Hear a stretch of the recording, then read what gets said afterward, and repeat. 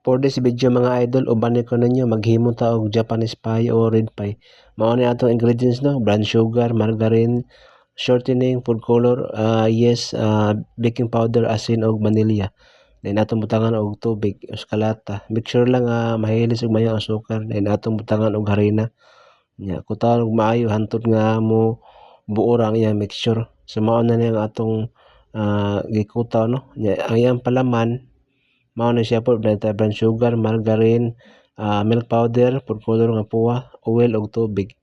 Then ato sangkutan og tarong no. So kani siya okay na siya nya ato ning timbangon no. Kaya kaning puwa ato ning ipalaman. Unya kay nahuman naman kog palaman sa tanan no. Atong buhaton na ato na siyang i-flat ba. Ato lang palaparon. Nya ibutan sa plansa, talong naglingin. Nya ato din tusukan og tinidor. So ana rin siya no. Nya inig human na tusok og tinidor simple atong banyahan og gatas no.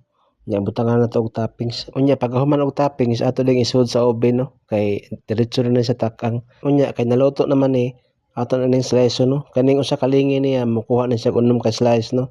So mao ni atong final output no. Japanese pie or red pie. So lami sa ning pana mga idol. So daghang salamat sa pagtanaw.